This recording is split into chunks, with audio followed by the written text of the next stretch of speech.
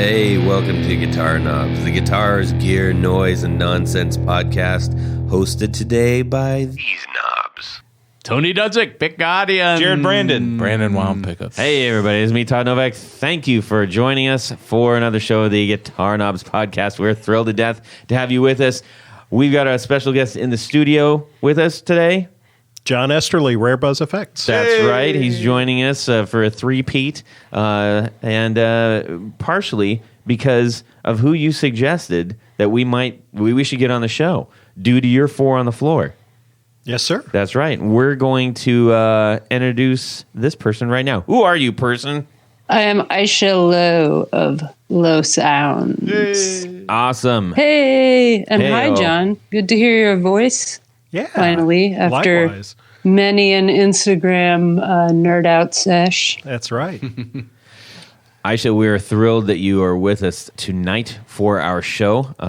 We are really excited to talk to you, get to know more about your pedals and the things that you do. Tony, on this show, This particular show? not this particular show, But the podcast in general. the Royal show. The Royal Show. Yes. We like to talk about gear and the makers of this gear. In particular, boutique gear. And that would be things like guitars and amps and pedals and pedal boards and pickups and pick guards and All the other things. All the other things. Yeah. And so, fortunately, Aisha of Loe Sounds falls squarely into that. Definitely a boutique builder. Would you classify yourself as being anything other than that, Aisha? No, pretty much just as a musician who, just out of sheer not affording to be able to buy, some of this stuff, just learned how to make it.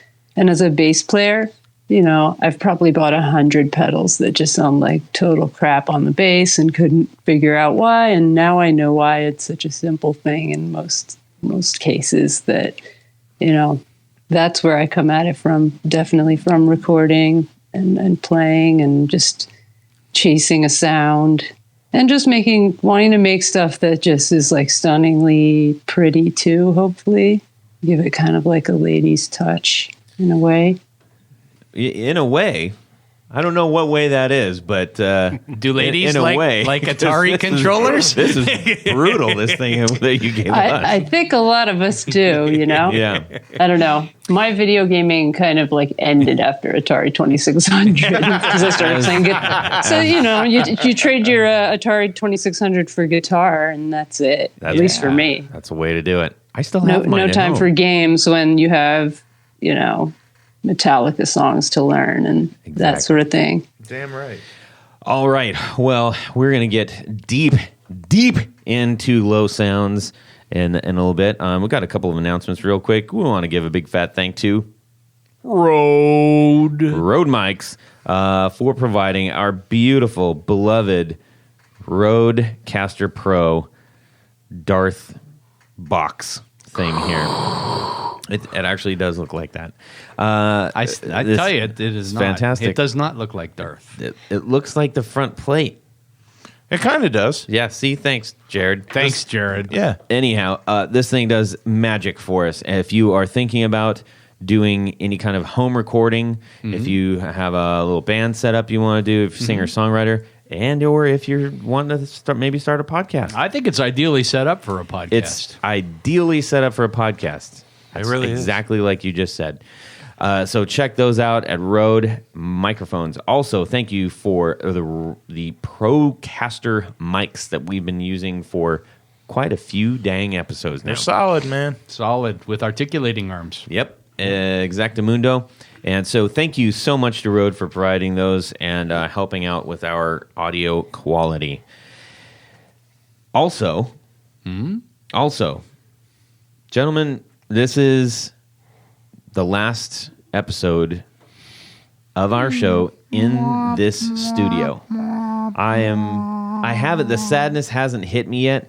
It's a double-edged sword. For those who have been listening long enough, Pushy? For those that have been listening long enough, we've been in the studio for almost 2 years now, Has it been? Yeah, it's been 2 years. Well, 2 years and 2 days in a day or two. Yeah. And this has been our second home. We have ephemera from builders. We have memories in here, and it's been really fantastic for us.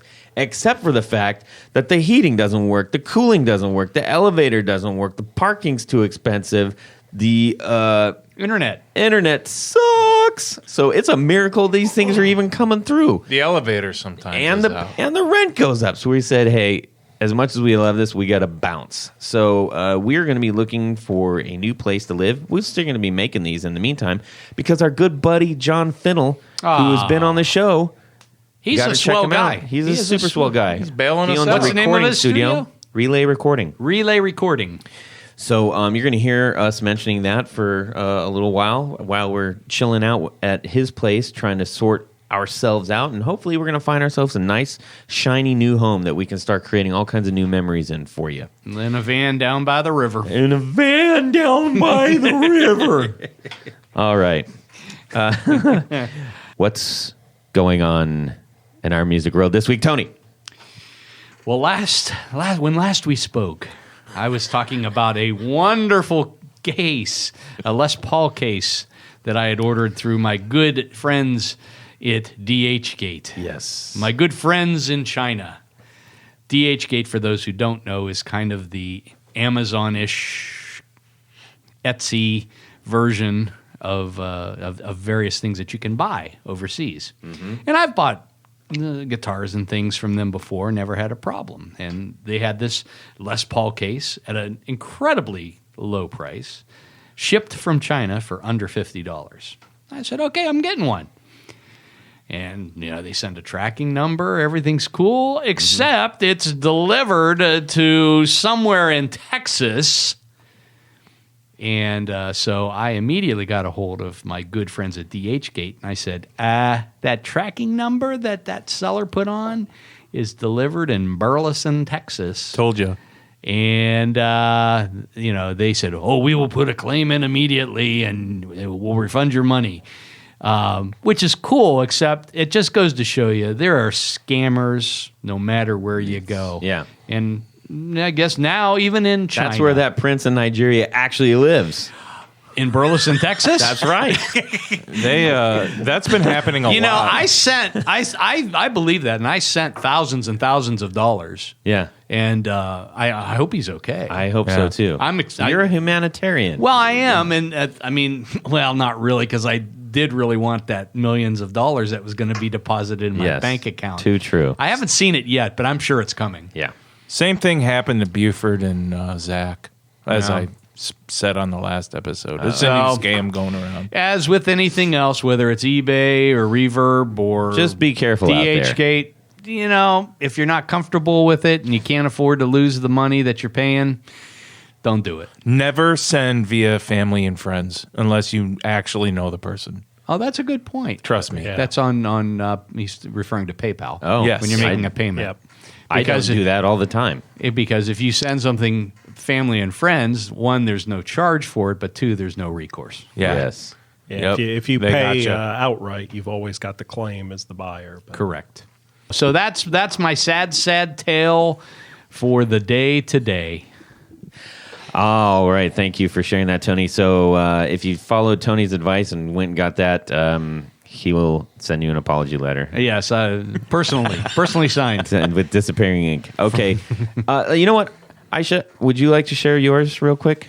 Yeah, I've just spent I spend my days off building, but also lately playing I'm just trying to play with like as many different people as possible in my area. So I was shut in for so long, learning how to build and just being obsessed with it and not really playing music. So now I'm kind of like, wow, I have like 300 pedals. Let's go jam, So I've probably played with a dozen people in the last 2 days. It's been really fun. Wow. Nice. That's impressive. Jealous. What is your genre of music of choice? I'm dying to get a dub reggae band together, but it's proving kind of difficult. So I'll settle for like dubby-ish, weird, Silver Applesy kind of thing that seems to be happening Okay. right now. I'm just happy to play, but ideally that would be super fun. Oh, that's cool. Yeah, I dig that. What's your main guitar? Well, I'm mainly a bass player. Oh, what's your main bass? And so Like I my said. main bass is a 76 Fender Jazz. Nice. Oh, nice. Maple board? And then, I kind of wish it was rosewood, but it's pretty and it's nice. And then I have What like color is it? it's black. Black on black. None more black black, pickguard. I probably bought it because it was beautiful. And then sort of like grew into loving it. But I gouged the frets playing punk rock on it There you go. many years. So definitely needs frets. But I have a lot of other basses and stuff. I work in a salvage place, so there isn't a day I'm not coming home with music gear. It's kind of insane what people throw away. Oh, that's cool. Wow. Jealous again. My buddy found a 62 P bass at the garbage dump. You got to be kidding me. Yeah, I mean, I'm not gonna lie. It needed $1,000 worth of work, but I mean, Who cares? It's mint now and perfect, and you just wouldn't believe the things that people chuck. I mean, it makes you sort of wonder: is it these people are passing away, and like, their kids don't realize this stuff's valuable? I have no idea, but I'm happy to find it. That's for sure. That sounds Man. more likely than anything else. Yeah. Well, Yeah, I think so too. when you find some cool stuff, don't forget your friends here in Columbus, Ohio. Oh yeah, Right. I think there's Yeah, gonna sure. be a lot of giveaways. Want not, waste Send a not. tracking number. Yeah. Just don't deliver it to Burleson, Texas. All right. Well, Waste that's not cool. Jared, how about yourself? Oh, it's been an eventful week for me. I finally got, I've been doing work on John Finnell's Music Man bass and a few other guitars, but Yeah. mainly this Music Man bass. And it's one of the oldest instruments that they started using active pickups for. And it's just really cool. It's a really old computer board inside and all that. And I've changed every pot. I've done everything I could, but the middle knob, I think it's a bright knob, it screeches like nails on a chalkboard when it's all the way up. It's Some people would put that in a box and call it an effect. you're It'll killing me. sell like hotcakes too. They call it the screech. The chalkboard. Yeah. So he has a recording studio. It's got to be perfect. It's got to be great. So I looked online, tried to find an alternative than of what I was doing, and I bought the Seymour Duncan kit that you replace everything. So that problem's going away, and I cannot wait to button it up tomorrow and hand it back to him. Oh, that'd be cool. What model Music Man is it? It's the Stingray. Oh, an old Stingray. Yeah, it just has the single bucker. Yeah. And another cool thing is I think I expressed in the last podcast, a good buddy of mine, still good friends with. I was in a band with him, the first band I was with, and I mentioned getting the PV amp. Well, I went a step further last night, and I bought the rack mount that I used to have with that amp. So I basically have everything I had when I was in my first band. Oh, cool. So, and he's been sending me Neato. songs that he's been writing, and it's like, are we going to get this band back together?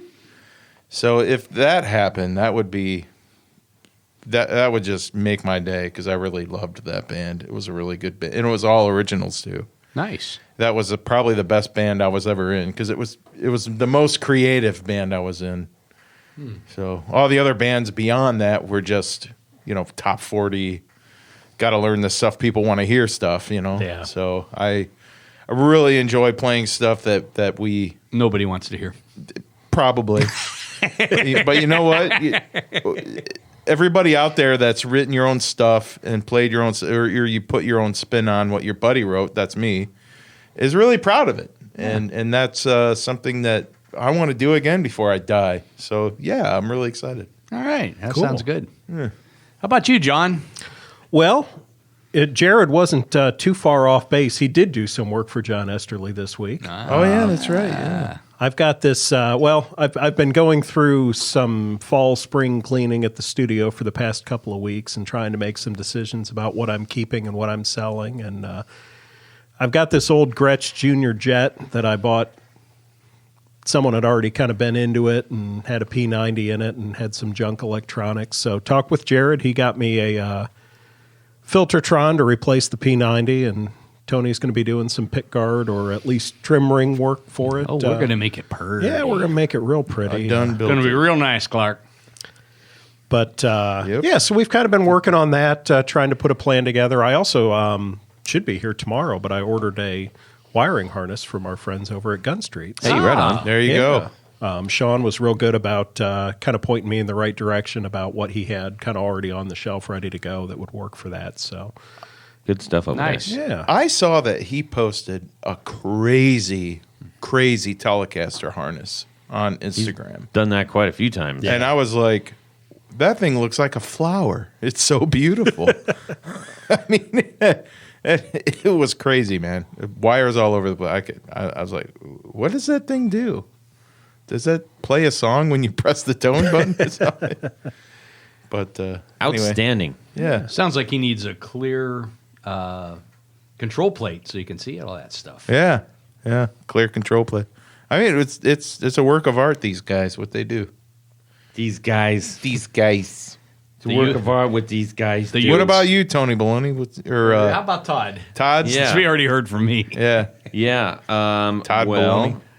I will say, first of all, we've been talking about John Fennell for a little bit. And if you want to go check out the episode 126, that's the guy that we're 126. talking about. Ah. Don't do it right now because you're listening to this episode. Oh, but yeah. 126, yeah. Studio Immediately after Recording this. Prep 101. It's a great one. I remember that one. That was a great one. That is correct. And also, episode 120 is Gun Street wiring. So Yeah. check that out. You learn all about your wiring and junk, right? Yeah. As for me, I went to my local. We have a thing here in Columbus, Ohio, and there's a couple of them around the country. They're called Music Go Round, and it's basically a sort of a used gear trade and buy place. Mecca. And the funny thing is, so I went in to go get this. They had a radial ABY switch, and the funny thing is, the night before I went to go get it, I said. We were eating dinner. It was right after an episode. And I'm like, yeah, I'm going to go buy this ABY switch. And Tony goes, oh, that's cool. And then the next day it's gone. Tony. I've got an AB. I'm not even kidding. When I walked in, I'm like, Tony, I thought you might have. I would not do that to you. That's what I I would not do that to you frequently. I do have a think I heartbeat. have something that you may be able to use, my friend. I would appreciate that. Yeah. So that was going to be what I did this week.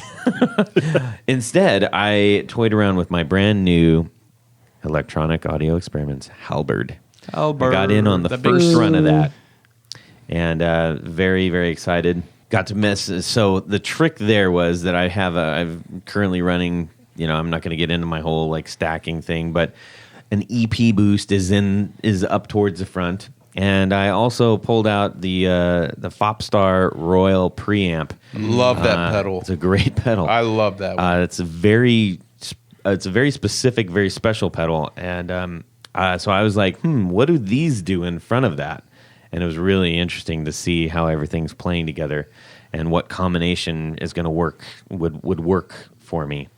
So that's what I was doing, and it was real fun. I don't know that I have a conclusion yet to that.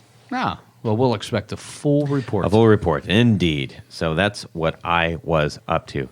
Well, that was fun. 1, 2, 3. 4 on the floor.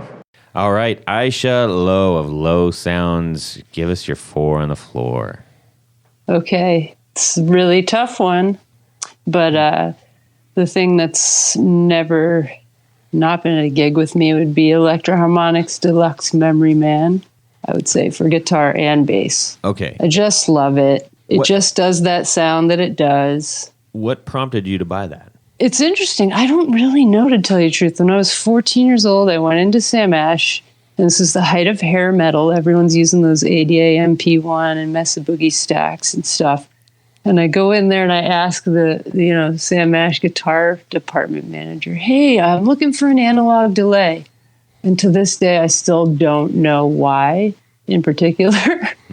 I was looking for it or asking for it, but he says, you know what? We don't have any for sale. But he said, come back tomorrow and I'm going to try and find something for you. So I come back the next day and this dude gives me his Ibanez AD9 little analog delay. So that's my first pedal. And I just happened to fall in love with the sound of analog delay. And to this day, I just, there are very few digital delays where the sound doesn't bother me, especially on bass. And that one just, doesn't really rob tone from the bass. And just, I don't know. It has like secret sauce, the Deluxe Memory Man. I get you. It's a just big metal has that, box. Did you buy that brand new? I did, and just recently I had Howard Davis just pimp it out with all his mods and recondition it. So it's just stupid good. I'm like almost afraid to leave the house with it at this point. But I don't blame you. Now, I'm not familiar with Howard Davis. Could you enlighten the world about Howard Davis? So I guess from my limited understanding of this thing, but he had something to do with the designing that pedal, and he's this really amazing older gentleman who's worked for Pigtronics and Electro-Harmonix, and he offers a bunch of mods on a bunch of the old Electro-Harmonix pedals. He does it out of his apartment in Brooklyn. I found him when I was living in Brooklyn. He had this Comcast.net, remember the early internet pages? sure. Where it was like you did it in Microsoft Word and there's like 10 different fonts and you don't know where the links are and that kind of thing. Well, he still has that same web page. Nice. Good old days, man. And again, this guy pretty much is responsible for me feeling confident enough to try out building, because the first Memory Man I brought to him for modding was my bandmate at the times. And we end up hanging out at his apartment for like 3 hours. He's showing me his hi-fi. He's showing me all his original designs, including his work on Deluxe Memory Man that's on like filler paper and pencil. Wow. Just amazing guy and really inspirational. So that's another reason why I think that pedal just has a special place for me. That might be... can you list... Are you familiar with the pedals that he made aside from Deluxe? Well, I know he worked on some Pigtronics stuff as well. Okay. I mean, the guy was literally pulling out 50 different things. He was so excited to, show me his work. Oh, that's just neat. a really warm, kind guy. Interesting. I'm curious as we're, semi-segue here, but... we spend so much time hitting so many of the boutique builders of the now, and slowly we're like kind of swimming down to the bottom of the hole of like, well, from whence did people come?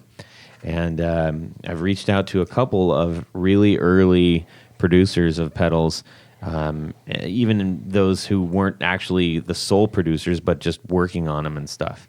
So.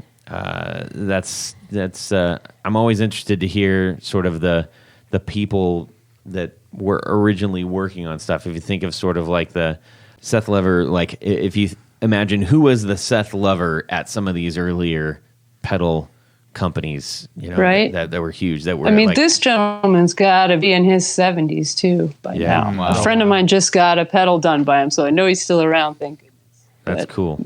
Yeah, this guy is He's one of those back in the day guys, Right. Nice. Okay, so how about number 2? That's the Electro-Harmonix bass microsynth, the big box. Okay. Just because it does that huge gnarly thing it does, where it can just sweep from like the lowest sub-octave to the highest, like sounds a bass shouldn't make, essentially. I was like really into Peter Hook and Depeche Mode, and I've played a lot of electronic music and electronic bands, so always played with a ton of pedals until really recently. And that bass microsynth just has some power to it too. Like if you just really want to come in on like a Mars Volta kind of that thing's going to do it for you. Now, when you use that, do you use it in the full capacity of like, I'm going to make my bass sound like a synth, or is it one of those pedals that you kind of run on the low end of things? No pun intended. Kind of a lot of everything. I use it for a lot of different things. In fact, I do a lot of recording. I'm a huge Ableton freak. I use it just as like a super intense sampler, kind of the way that Flying Lotus does. I'm not really doing like too much Max for Live or any of that stuff, but I love recording, and that bass micro synth is great on drums. It's great on bass. I did have the guitar one for a while, the same era. Got them both at the same time. And that one, to me, even on guitar, just didn't sound as good as the bass micro synth. So I kept the bass micro synth, sold the guitar one. And this one's just been like really useful on my recordings. Like I said, not just on guitar, but pretty much anything you want to throw at it. So you're using that bass micro synth on guitar as well? Yeah, sometimes. I'm just curious at how it interacts with the guitar as opposed to a bass. Well, it kind of doesn't have as much low range on the guitar as you can imagine. But the guitar one, I don't know, maybe it was just me. I could only get it to do like really, really weird stuff and not have it be as functional and useful overall as not just a one-trick pony kind of deal as the bass one. Gotcha. All right, how about number 3? The bass paralooper. There's this guy, Charlie, goes by Moosopotamus. Who's I know it's kind of funny. Yeah, he's a character in the DIY scene who was really kind and just like did a lot of tracing work and shares a lot of his work and ideas. And he has this schematic for this thing called the paralooper. And as a bass player, you plug into pedals and sometimes it really robs your tone. And for me, I never want it to not be holding things down as the bass player. Like we can have all these cool effects, but it needs to be, greasy and be holding it down underneath. So the paralooper is like an independent kind of like send and return where I can blend my bass into it. And it just sounds markedly better. Wow. That's a super hidden gem. It sounds like. Yeah, because I've tried a bunch of pre-made stuff like that. And just this DIY project happened to be kind of the best sounding one. I mean, it probably doesn't hurt that I just spared no expense and pimped it out with all the like quote unquote mojo parts. I don't know if that's neither here nor there, but yeah, it really, really makes using pedals on the bass just more articulate. Well, I'm sure there's going to be a lot of people clamoring to try to get those. Is that something that's pretty available on the used market, or are those made like one-off as requested? Pretty much this guy only made a few, I guess. And yeah, he has a website, so I was able to actually just, make one for myself. And I just can't believe how useful it's turned out to be. It's not, it's not one of those like multi-effects does a million things for you. It just does this one thing for you that makes all your other pedals just feel, like I said, like you have more low end, less low end loss, more articulation kind of. Yes. So more is not always more, as it were. Very cool. Very cool. I like that's a new one. That's never been on here. That's pretty dang cool. What about number 4? Gosh, it's like not a pedal, but I use it all the time, and it's my number one most favorite effect. I have an RE201 Space Echo. Okay. And since I do turn it on and off with a pedal, that counts. We allowed it for a small sound, big sound, so that'll work. Yeah, I included it in this instance because I just think it's being a huge dub reggae fan, and my dad's Jamaican, and just I love reggae music, and the RE201 is just like the sound for me of that. And again, I just have used it on everything, every kind of sample you can imagine. The guitar, bass, that thing sounds amazing. Now, is that something you don't take? Do you take that out with you? Oh, absolutely not. I didn't. It's like going in my coffin with me when they burn me up after I die. No one's having that. I hear you. No one gets that. Yeah. Yeah. All right. We're like, we're star-crossed lovers till the end. That's right. I think that is one that has come up. Is that the second or third time that we've had that on? I feel At like least second time. At least Yeah. it's for sure at least second. I think someone tried to do that one before, and then they're like, no, I'll choose a pedal. But I believe that's come up. Or in did the you third. just enforce the rules back then? No, I didn't. Todd. Come really. on, Todd. Well, that sounds mighty cool. 4 on the floor, and from a bass player too. That's the second bass player 4 on the floor we've had. Well, that's technically 3 on the floor and 1 on the amp. That's true. That is true. She could just put it on the floor. You could, but that I don't think. Yeah, she I would probably have to have it right in front of me because I'd be afraid someone would walk off with it. There you go. I played a bunch of shows in China, and it was like that. If you didn't want some of your stuff to get taken, you better be able to see it. Right. Because, it's playing with an electronic band. There's all this, Ableton stuff coming out of the laptop that's behind me, and I see this guy like inching over, trying to he looks like he wants to steal it. Little does he know the entire show will stop if you steal this computer. But he does steal it, and he just leaves a little IOU with the. No, it's literally like tracking number on it. smacking. It's like smacking He replaces his it hand. with a Like, get cheap off. Les Paul case. It's real, I swear. Thank you for your 4 on the floor. That was super dope. We appreciate you sharing those with us. All the little details and stories, cool stuff. As for you as a builder, you are the first female builder we've had on the show from a pedal standpoint. From a pedal standpoint. Yeah. Cindy. Don't forget Cindy. Yeah, no, Cindy was our first guitar builder, and you're our first pedal builder. And I don't want to be weird and make a deal out of it, but I mean, it's kind of a thing. It's a thing, you know. It's been hard for me to even track down and find other ladies who would be interested in this.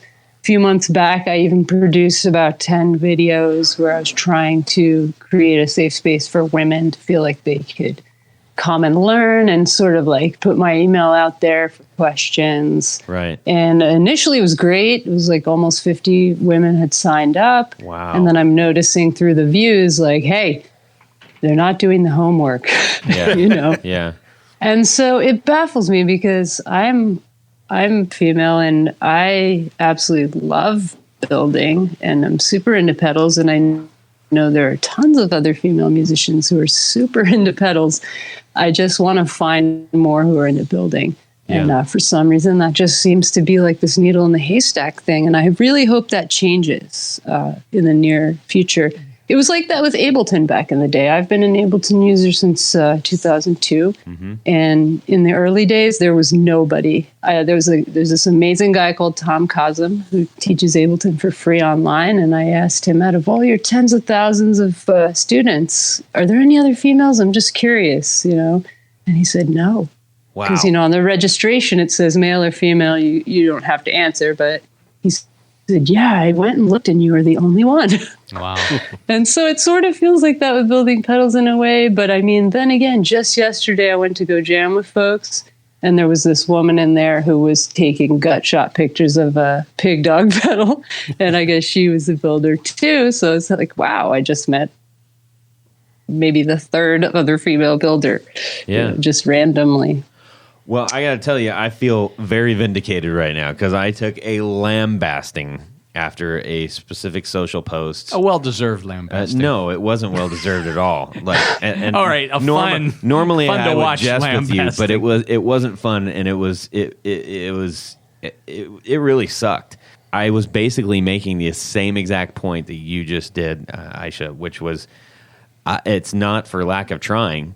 It's just very difficult to find. Yeah, So- it is. And you know what? I could tell you this.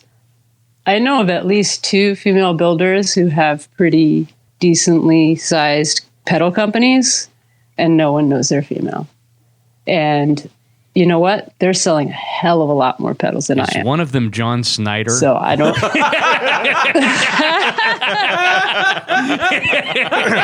Drink. Man. Tony with the zinger. Wow. That was a big one, Tony. Ching. He's really happy with himself. And rightfully so, Tony. That's a good one. Now, I know another one. So actually, I just sent out a note to Frantone. F-R-A. Frantone. Yes, F-R-A-N. The peach fuzz. Yes. Yeah, She's kind been of a builder the for a long But- time. kind of the OG. Yeah, super OG. I mean, the website is. I think the same person that built your friend's website that you just mentioned built her website too. I gotta find her then. She's gonna be my new Yoda. Yeah, and I feel like she's in Philadelphia for some reason. I can't. Everyone's in There's a Philadelphia. lot of builders in Philadelphia. God, all my buddies. Yeah, Electro Foods, Yeah, It's always Champion sunny Lecky, all my always buddies are sunny in out there. Philadelphia. I could be wrong, but yeah, definitely look up Frantone. And if you do get a hold of her, like tell her we're trying to get a hold of her. So Yeah. anyhow, well, I appreciate you sharing that aspect of it. I'm not trying to make it a bigger deal than it needs to be, but I think it I think deserves a it's little cool. bit of, I think it's cool. I Yeah. think if we can expand and find others, I think that would. I be think even better. if TC Electronics stops naming their pedals the way they do at times, that could help too. Yeah. I do remember the big kerfuffle that happened. You there. know, Yeah. call me crazy. Then maybe that didn't attract too many women to Yeah. the game. Who knows? Okay, well, anyway, so let's talk about you and your pedal game. And I will just mention, just really quick, let's try to make sure that we can point people in the right direction to see some of the things that you are building who are listening that are not driving right now. Where can people find what you're doing? I'm literally only on Instagram because I'm terribly social media phobic, let's just say. Okay. It took years for people to finally get me to do that. And it's also just very time consuming, as I'm sure you guys know. Yeah. And I'm a true nerd where I just literally want to be building and writing music and playing with my super adorable dog and that sort of stuff, Sure. So I'm not interested in like taking over the world with my pedal line and that kind of thing. I literally make handmade, one of a kind, fussed over, personalized pedals where I like to get to know the customer as much as possible so I can really dial in something cool for them. And I'm also the first one to recommend a different builder to them if they request something that's like not my forte. I just Right. think like we should both be excited about a project. That's very cool. This isn't just, your garden variety thing. I want to make this special thing for someone that's as personalized as possible. I think that there is somewhat of a perception in the pedal world. John Esterly, correct me if I'm wrong, but when people jump in, they say, cool, I'm going to make a pedal, and then I'm going to make a whole bunch of pedals, and I'm going to be Mr. Pedal Man or Mr. Pedal Woman or whomever you want to be. And that doesn't sound like your approach at all. Yeah, no, I've literally built everything I can get a schematic for and messed around with stuff, aside from going for an electrical engineering degree, I have come as far as I could from my YouTube university education. And I know what I like to hear. I know what I like the sound of. I just, I don't know if it has to do with me, being in my 40s or what, but I love analog stuff. I just love the sound of it, no matter, what it is. I just tend to love the sound of it. So those are the projects that I'm going to gravitate towards always too. If someone wants a huge looper with like 10 on-off switches and silent switching and this and that, yada, yada, I'm not your builder, But if you want a killer analog delay in a beautiful one-of-a-kind enclosure, I'm your girl. Well, speaking of beautiful one-of-a-kind enclosures, we have in front of us the Super Fuzz, not the old 70s Super Fuzz, but what appears to be your take on that Super Fuzz. And this thing is gorgeous. I mean, legit, this is... Thank you. I think it's outstanding looking. I love it. Thank you, man. Is this a direct take kind of give us a little look into where you came up with this here. Well, like I was saying, I'm one of those, like, if it ain't broke, don't fix it. I love that Super Fuzz circuit. I'm a huge Beastie Boys fan and love MCA. Yeah, nice. Yep. I'm from Jersey, East Coast, and grew up just loving them. And when I heard Gratitude, I heard that fuzz on the bass. I was just like, that's the first pedal I'm going to make. So I just became obsessed the first year I was learning with, trying every variation that thing could do. As a bass player too, I really just wanted that tone switch wasn't doing it for me. To have the tone knob is a much more useful thing for bass, for guitar too, I find. Anyway, so just came upon that by having it have a little more low end come in and having the highs kind of tamed a little bit. I also use transistors that are a little less gainy than you're supposed to because I kind of want this to be more usable. Like I want it to, melt the wallpaper off the wall when you need it to, but also, most people are going to use it for solos or whatnot, but it's also, I wanted it to be able to have like chunky rhythmness to it too. Melting the walls, I'd say it's melting the walls off of the wallpaper. That sounds stupid. I just tried to be clever right there, but this thing is crazy powerful. Oh my God. It's my turn to take it. Yeah, it is. Yeah, I'm gonna mess when I plugged this in at home, I didn't know what to expect. I was like, oh, I can't wait to see what this does. And I put it in, and the knobs are incredibly reactive to each other. Now, if I'm saying this wrong, please correct me, but they don't seem to be basically just stacking. They are incredibly reactive with each other. Yeah, that's what I love about that circuit in general. Even just, if you did a 1-to-1 clone, it's still got that to it. You know what I mean?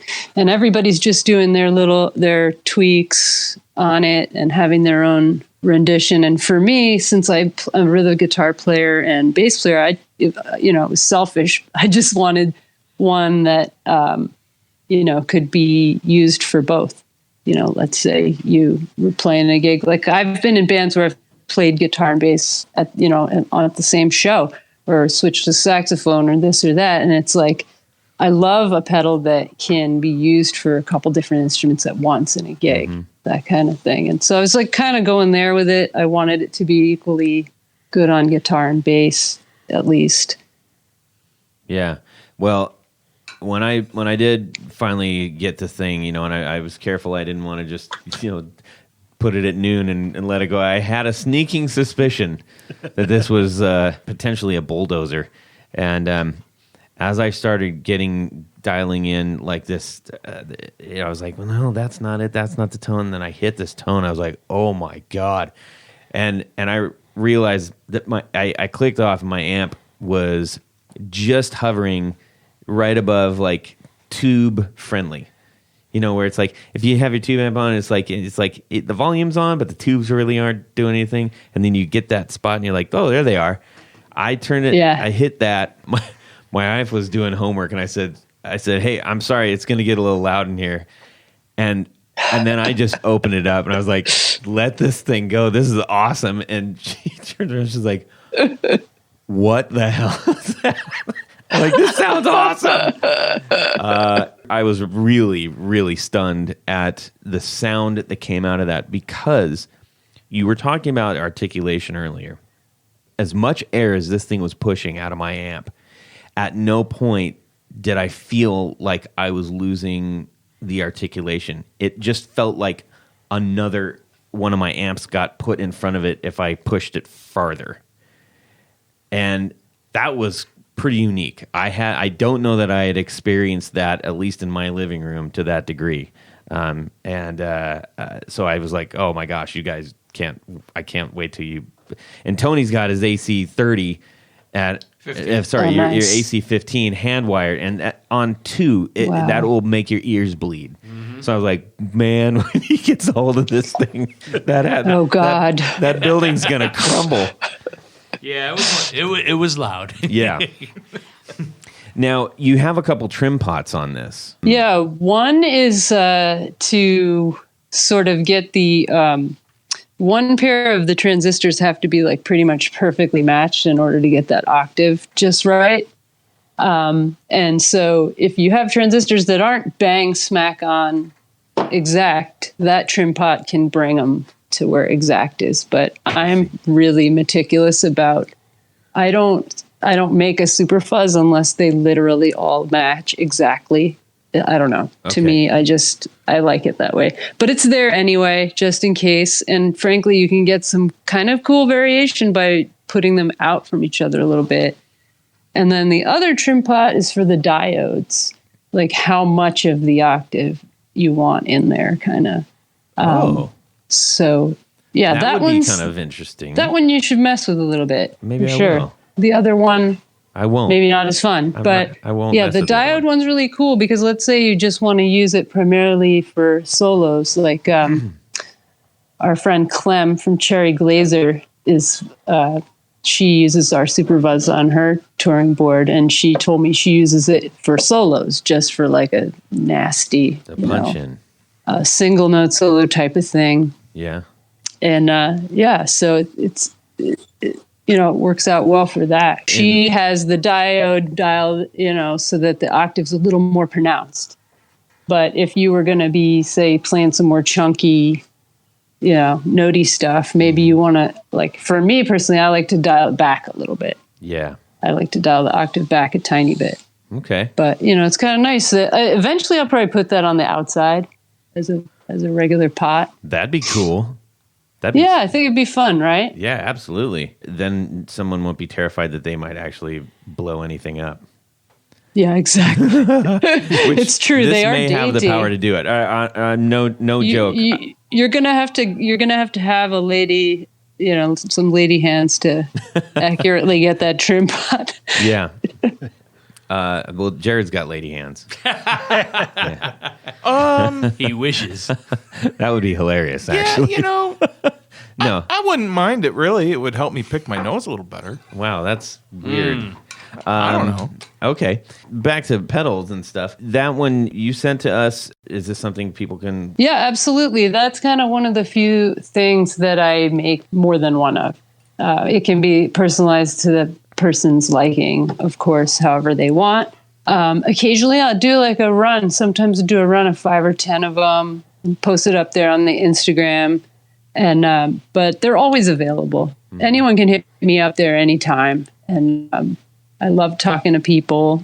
Make anything you want. But the Super Fuzz is definitely something that I've made more than any other pedal for folks. Very cool. Make sure you who are listening right now going like, sold, I want to get one of those. Make sure you go over to Instagram and send Aisha a DM about this. Now, you're also sort of internet famous for what John turned us on to, which was your Atari Controller pedal. You want to tell us a little bit about that? Ooh, John got the nicest one too. I had a suspicion. He got this like kind of one of a kind one that I almost didn't want to sell, but then he's like so cool. So I said, if you ever want it back, you can't have it because it's going in my coffin with me. So, well, luckily I took really good notes. But you never know. I'm doing a run of 10 of them. Those will be available soon. I've been working on Atari Fuzz, playing music.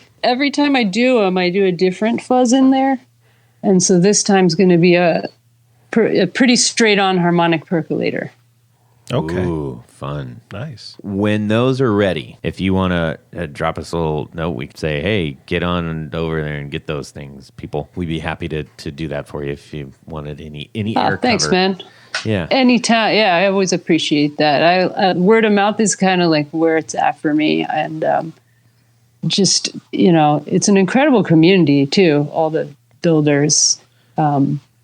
We all like shout each other out all the time. And I think it's really amazing because not a lot of businesses do that. No, they really don't. I mean, it's usually competition, cutthroat, the whole 9 yards. And even the pedal world used to seemingly be like that, like in the 90s and stuff. It's, you think back to the days of gooping boards so that people couldn't see what was going on in there. And now it's like, someone has a problem with their circuit and they'll ask somebody else, and it'd be like Ford asking Chevy to look at their engine and see what's wrong, Yeah. but it's not like Totally. that. I think there's kind of this unwritten rule that you're not going to steal anybody else's stuff, and Yeah. we're just here to help each other out. Yeah, just don't be a Richard,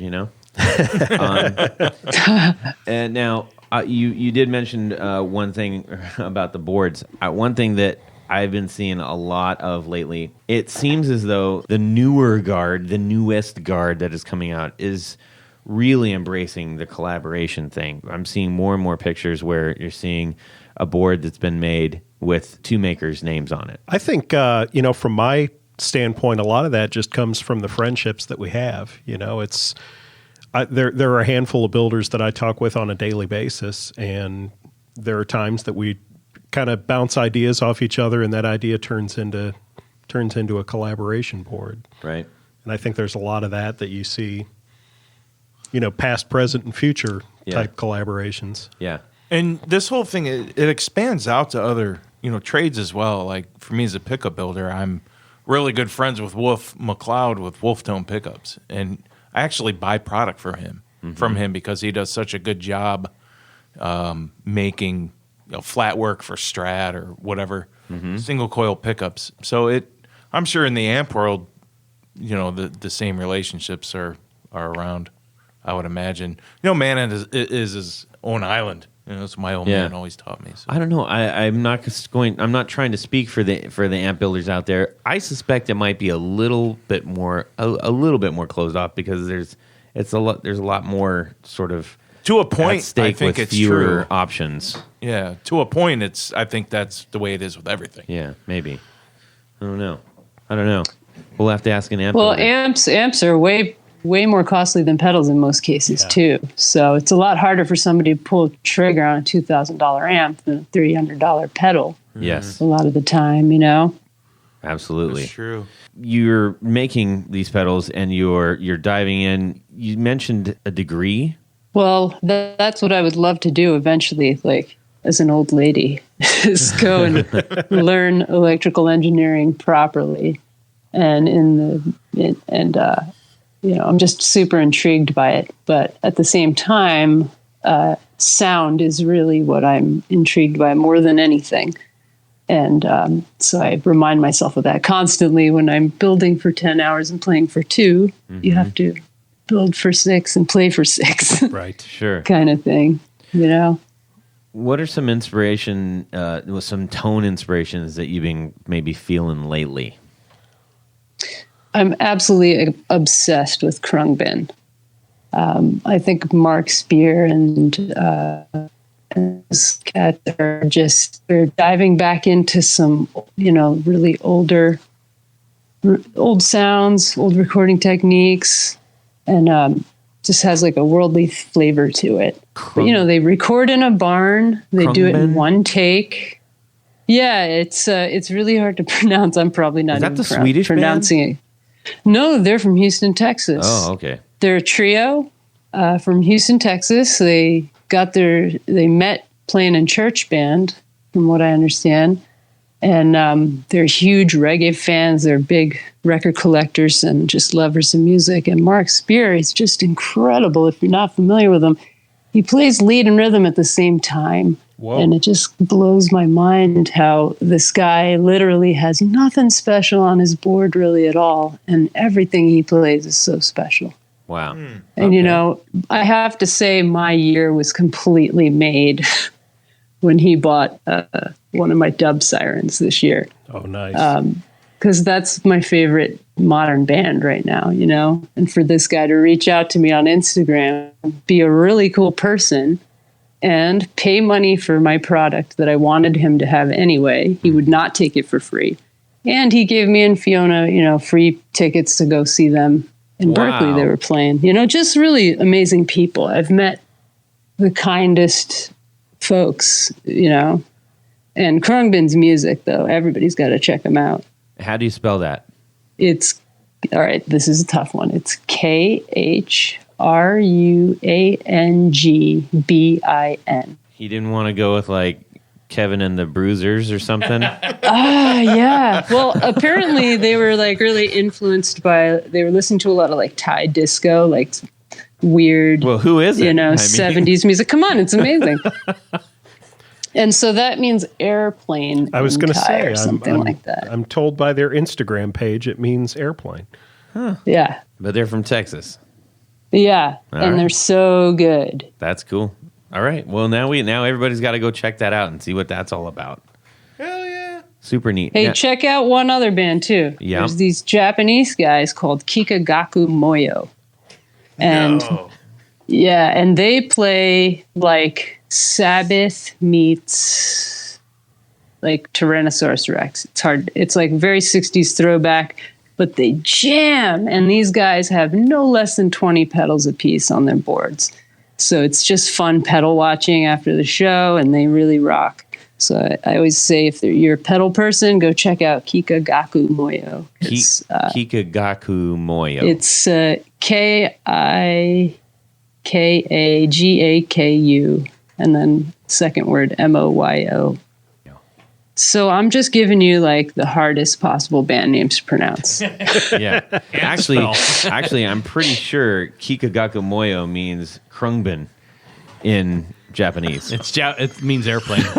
No, in Swedish. In Swedish. Yeah, it's Swedish. Swedish, okay. Yes. Now, let's see here. So you're just doing your stuff, and do you see any kind of like progression or change from where's this going? Yeah, I kind of do want to keep doing unique things. Like I said, I don't mind making runs of up to 10 of one thing, but I just really like the idea of people having special personalized products for making music and making art with. And Fiona and I are also working together on some sound boxes that aren't necessarily guitar pedals. They can be as well, but synthier kind of things. Me and Wooly from Champion Lecky have been collaborating on the next dub siren that I want to put out. Oh, nice. I don't know if you guys know what that is, but in reggae music, every now and then, you'll hear a beep, and that's the dub siren. So I make those, but it's like this much more intense thing because it's a guitar pedal as well, where you can send the guitar through it, and it has a filter and a delay. So it's like reggae in a box. Oh, Reggae cool. in a box. You mentioned Fiona twice there real quick. Can you... Fiona is my significant other / other half of Loe Sounds, sort of the visual artist half of us, I would say. Okay. One thing that I know her for, and maybe you can talk a little bit about it, the two of you did some custom art on a Chase Bliss pedal that I think kind of made the rounds, and really, I mean, that thing just popped.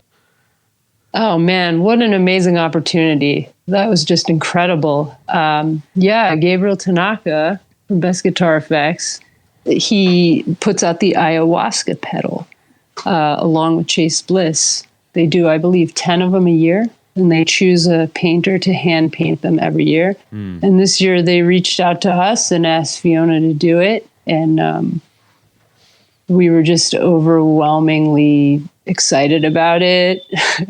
It was a huge labor of love, and we got to have one too, which was really exciting. Oh, wow. Just getting to, talk to Joel and Gabriel, and just, it was an amazing experience for us. It was a hard experience because, as people may or may not know, we build everything out of our studio apartment. We have no outdoor area. So we were literally finishing these ayahuasca pedals in Fiona's parents' driveway.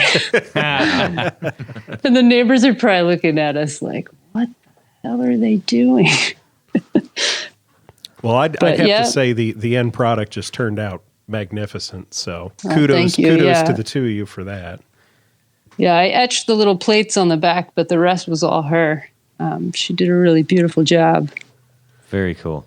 You just reminded me of, as soon as you started talking about the studio apartment, our friend from Honey Tea Guitars, literally building these, it's hard to explain, museum quality, but player guitars. He's finishing guitars in his shower. Yeah. Because he's building them like Luthery in his kitchen and then finishing him in the bathroom. And you would look at these things and you're like, there's no way that this is worth less than $10,000. I mean, they're incredible. So people, don't let yourself be limited. Yeah, Just do it, man. You can't let yourself be limited by socioeconomic constrictions, I'm living proof of that. I've been a cook my whole life. I never made a lot of money. And again, that's what got me into building in a lot of ways, was just, I want that pedal, but I can't afford it. So, I come to realize there's so many schematics out there. And if you have the gumption, you can do it. You can totally do it. And I definitely want to say to all the ladies out there who are listening to your podcast, who are super into pedals, just do it. Yeah. Just get online, get on the search engine, and and email me. I'll help you. And I'd love to see more ladies doing it. I mean, anybody, but especially we definitely need. I like the idea of having more ladies out there building. Maybe you could offer a few things up right now for those people that might be not necessarily, hey, I'm ready to build, but maybe they're even just thinking about building. What are a couple resources that you might suggest? I would check out DIYstompboxes.com. I learned a lot there. The Mad Bean website, learned a ton there. Really nice folks there. And the Tagboard Effects blog, I learned a ton there. And now that I'm diving into the synth making world, there's a musicfromouterspace.com website. And it is just like the most complete build documentation and explanations for all that stuff. I've always been so intimidated to build synths. And that website really made me feel like, okay, well, all this info is literally right here. There's nothing that I need to go looking for. So I'm going to try it. And, built 3 or 4 projects successfully. And, I think people could learn a whole lot, whether it's guitar pedals or synths, from that website alone. Yeah. You're talking about building synths, and this, I realize that this is not necessarily exactly on topic, but one of the things that I learned about, I was watching a Joy Division documentary, and I didn't realize that they were building their own synths and drum pads. Their own drum machines. Like, that is like, wait, what? Yeah, and Kraftwerk, they didn't have this stuff. They had to make it. Right. That just strikes me as remarkable. We are always thrilled when someone says, hey, I've been listening to the show, and I've heard enough people say, just get out there and do it. And I love that you offered that up and you said, get out there and do it. It's so encouraging to hear people like yourself say that, especially coming from a solely creative standpoint, trying to be creative. I mean, even if you just do one, just do it. You'll be thrilled when you plug that thing in and click it and it makes a noise. It is such an exhilaration. Are you building now? Is that what I? No, I'm not. I heard. I've put together like two or three, but I would like love a couple to do kits. More. Yeah, I just got a couple kits, but they're fun. They're just fun to do, Oh yeah. Yeah. Anyhow, you don't have to tell us. Me and John know. Yeah, you guys know. You're doing it all the time. It's a little too fun. Yeah. I will say that the intimidation thing for me, at least, comes into, because it is, on one hand, I love doing it, but it's also intimidating because if I don't have the follow-along kit, I don't know all this stuff. And so I am that person who's listening right now going, I can't do that. Oh, you can do that. Well, they should do exactly what you did and get the kit, I think the daunting part is trying to source parts. Oh. When you're just doing it all yourself and you don't know, and you make that mistake I did in the beginning, and I'm sure everybody does, where I go on eBay and buy the cheapest thing from the furthest away. And you're surprised when it catches on fire, when you try to test your circuit and it's a fake and all that stuff. So, the kits are great. They are. Now, okay, I'm going to press on this real quick here. There's two things. We're just talking about kits real quick, and I think this is a nice place to hang out, and then we'll wrap everything up. Number one is, if someone wants to go check out a good kit, where would you guys send people to? I really like buildyourown.com's kits. I haven't bought too many kits personally, but I've gotten a couple of theirs and felt that they were pretty good. Build your own. How about you, John? BYOC definitely, and just so that we've got more than one. Aeon Electronics, which is AION electronics.com.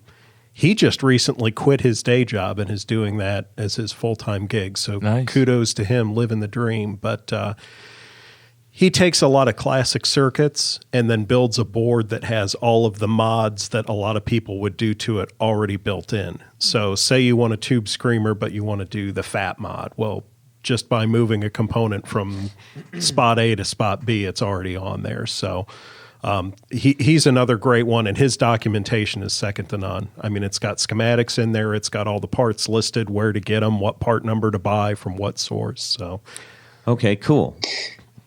Now, I'd like to point out one more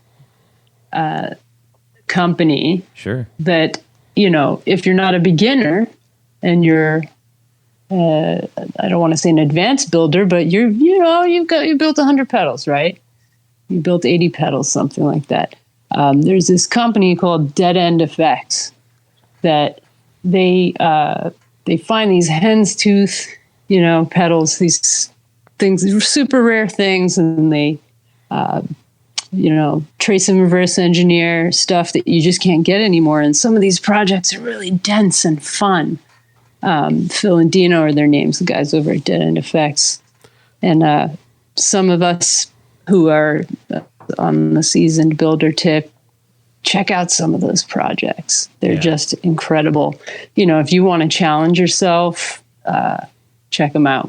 Amazing. Some of their circuit boards are like the size of an 8.5 by 11 sheet of paper. Wow. I mean, they are gigantic. So Tony, you could see them. They just did the Synthy, what is it, that phaser, that huge one, like you're saying, it's like 8.5 by 11. It's got like 8 phase blocks instead of 4. I was just looking at it. It's pretty trippy. Jared loves a phaser. A big one. Yeah. Well, I got the Don't we all? biphase, man. big giant biphase. Okay, now here's the second part of this question. Yeah. I have a medium size. I've got about this. I don't know. It's about maybe 2 inches thick stack of quote unquote business cards that have circuits on it. It's a circuit business card. John, you gave me one. Yeah. Now, each one of these things is essentially the heart of a pedal. Right. If I have it, where and how can I get the parts to make that? From these same places or from somewhere else? Where would you suggest? All you guys are just handing out the Well, I I'd would tell you, but I'd have to kill you. Right? Aisha's not kidding.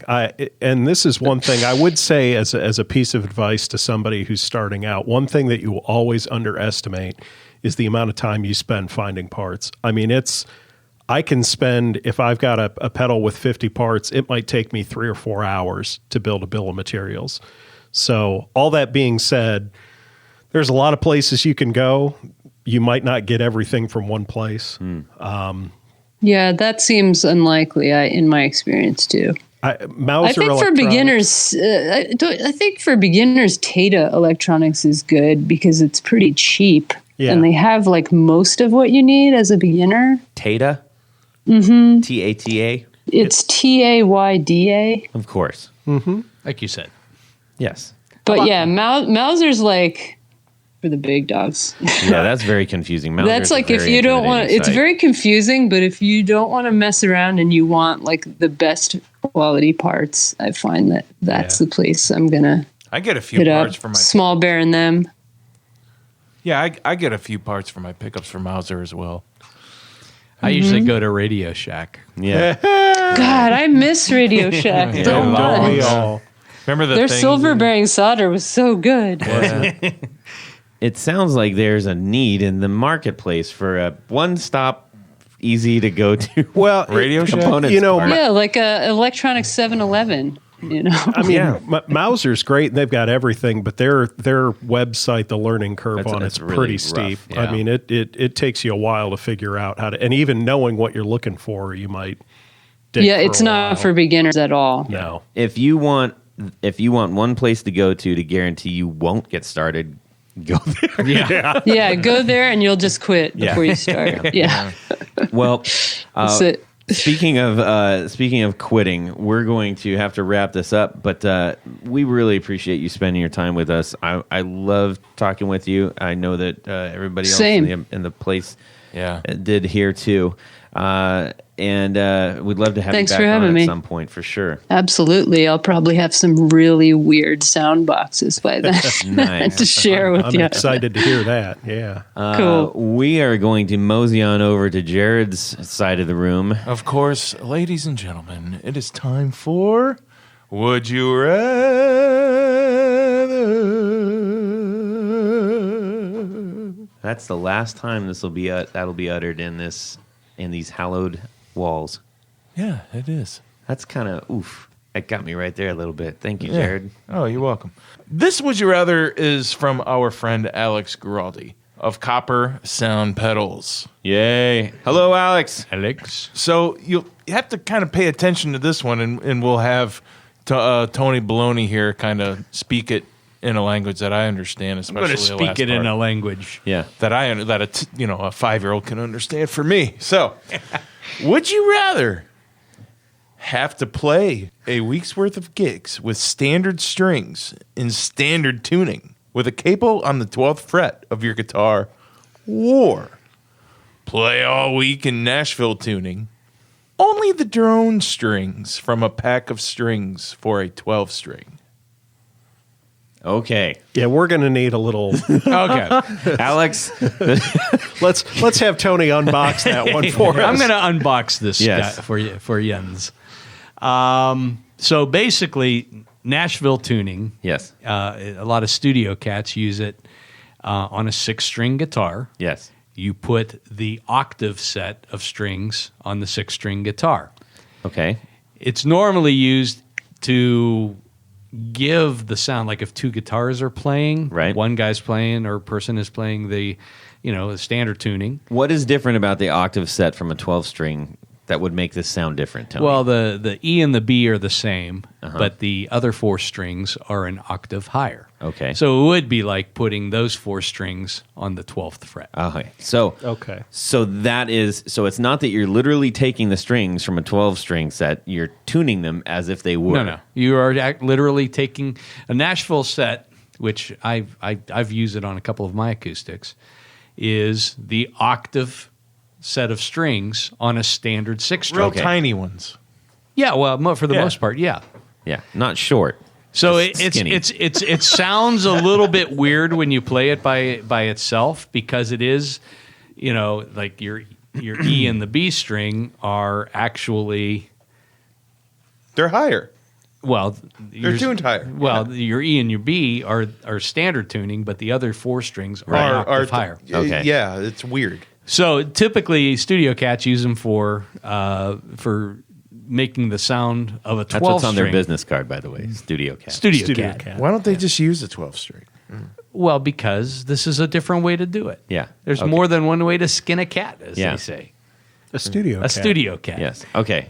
So anyhow, I guess the question is, would you rather play a regular, 6-string guitar capoed at the 12th fret, which makes it very difficult to play, in gotta my have opinion, It's tiny fingers. for or that. would you rather have Nashville tuning, which means you can play the standard frets, Right. But it gives the sound of a 12 string. Well, the other half of a 12 string. There was a caveat in there about the drone strings. What kooky. would that do to it then? Well, there's no drone strings. Okay. I think he was talking about the octave strings. Yes. Okay. All right. Well, that's clear as mud. Tony? Because, as I just sort of explained, I would any day of the week play the first position, especially when you have sausage fingers. Yes. Yep. Any day of the week, and actually, it is a unique sound. I usually keep at least one of my acoustics set up as a Nashville tune. just for that reason, because it's just kind of a cool little play on things. Yeah. And other people that I've introduced that Nashville tuning to, they say, "Oh, that's really cool. I'm going to do this more often." Mm-hmm. So, yeah, I mean, I think I'm going to go with Plan B, which is the octave or the Nashville tuned set. Now, can I ask a silly question here? If I want to do like standard cowboy chords on there, that's not going to work, will it? It works just fine. Okay. It just sounds It'll different. sound different. Well, of course it'll sound different. No, the tuning is the same. It's just like I said, the first That's four what I'm strings asking. are an octave higher. So it's almost like if you've ever played a mandolin that's tuned properly. Right. It's an upside down guitar. Sure. I mean, it sounds different if you're doing it. If you're expecting the sound of a standard. Take a I've 12 only string. played an out of tune mandolin, so Yes. that Yes. Take a 12 string and take the 4 bigger strings, Yes. the wound strings off. There you go. I only ever use an untuned mandolin to play my guitar with. Jared, how about yourself? That's an easy answer for me. It's going to be Plan B as well because of the big hands that I have. I do Yes. have large hands. Yes. So, yeah, it's not easy playing up there as far as chords. Leads, yeah, I could do some leads, but chords, nah.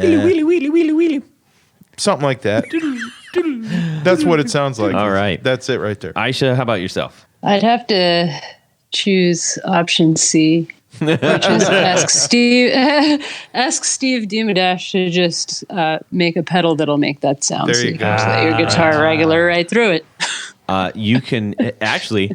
He's gonna be. He by the time this will have aired, the episode with him will have aired. Yeah. So you can listen yeah. to that one. I believe, if I'm not mistaken, that some of the Variac settings, there is an option to do Nashville tune. Huh. So it actually can give you that kind of sound. There too. it is. All right, John. Well, I've got an answer and a question. I'm going to kind of go with the majority here. I think just the playability of the guitar would be so much better to have the full neck. And correct me if I'm wrong, you're going to end up with about the same sound. Sound-wise, it More or sounds less. different. It sounds... But you're going you to be have an twice- octave up either way. Yeah, Right. you have Kinda. twice the string, and it's going to oscillate different. So, yeah, it'll sound a little different. But I have yet to hear this myself. And then my question to Tony would be, is this, if I wanted to do Nashville tuning, do I walk in and buy Nashville tuned strings, or do I buy a 12-string guitar pack? And Well, if you came down to my shop, I had some sets. oh, what a made. nice guy. I had some sets made. Okay. String but- Joy- But String for Joy those would who do might that, right? actually want to do it, yes, it If would. if you want to, just go buy a standard 12-string set And then just And can just- the other. the heavy strings. Gotcha. Good. Well, about I'm not you? going to beat this. I don't know what to say after that. I got caught with a bunch of metaphors. All right, I'm taking option number 2 because I don't wheelie. So I need to be doing power chords and stuff like that. So give me the Nashville tuner all day long, and I'll make a bunch of racket with it. At option number 2, and you play it to 12th fret at option number 2, it'd be super high. Yeah, option number 2 with a capo. That's what I'm doing. Wow. That's crazy. Oh boy, with the Super Fuzz here. Oh man. Oh man, Okay, What a great episode. Aisha, where can people? Let's remind people where they can find your awesome pedal work. over on Instagram at Loe Sounds, LOESOUNDS, and same for email. If you want to shoot me a question, loesounds@gmail.com is my email address. I love talking to people. Hit me up. Look forward to building for all y'all. Very cool. Very cool. Let's go around the horn real quick here in a second. After Tony tells us, we got to thank a couple of people. We have to thank a bunch of people. Yes. So at this point of the show, we like to thank a very special group of people. That's right. Some, including ourselves, would call them executive producers. Yep. There's one in our room right now, too. I've met that guy. I know him. I know him well. Well, not super well, but enough. Well enough. There's probably someone out there sitting in their car saying, well, what's an executive producer and how do I become one? You go over to patreon.com/ /the guitar knob. You'll find a couple of different levels in which you can participate. And each level has its own selection of swag, if you will. True. That's things like barefoot buttons and picks and stickers and T-shirts and keychains and a signed and autographed 8x10 of Todd Novak. No, that is not in there. So as an executive producer, you get all that fun stuff. But in addition, you get one very special thing. One extra special thing. That's right. And what is that, Jared? Well, you get to have your name read on the And thing. that's what I'm going to do right now. We're going to welcome again Mr. Cody Foster. Hey, Cody. Right on. He's our newest executive producer. Yeah. Thanks, Nice Cody. to the show. Also, we have another Cody, Cody Lane. Yeah, Hey. who's been super duper involved. Like as soon as he joined on, it's like I'm getting emails and DMs and all kinds of stuff. He's like, "Yeah, let me in on this stuff." Excellent. Thanks, Cody. Yep. Justin Jones. Yep. Tommy Manasco. David Kaminga. Doug Gann. Tim Nowak. John Esterly. How do you say it, John? Esterly. Oh, that guy, Esterly. Yeah. Esterly. Oh, he's right here.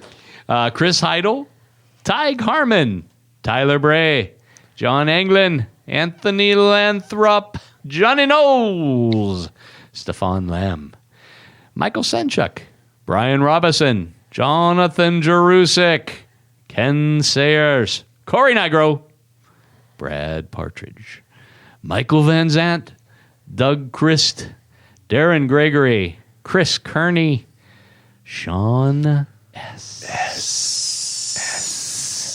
John Daly, Martin Cliff, and Tom Barazin. All right, thank you so much, everybody who is supporting us. We truly thank you. You know, we're about to leave this place, and your help is going to get us to the next place and to continue this show. It is so important to us, and we thank you, thank you, thank you. All right, gentlemen, Tony. Yes, let's say you need a special pick guard. Yes. What, you're changing out pickups. You're doing all kinds of crazy stuff. Go over to pickguardian.com. You can see some of the things that I do on our, that I offer for sale. Sparkle. If there's something there that you don't see or you don't know how to order, just drop me an email and I will guide you through the process. You have sparkle I'm cards. here for you. Perfect. If you want to see some of the projects that we've been talking about, go over to Instagram and it's pickguardian1. That's pickguardian and the number 1. Perfect. Jared. If you need new pickups, new old-looking pickups, or whatever, give me an email.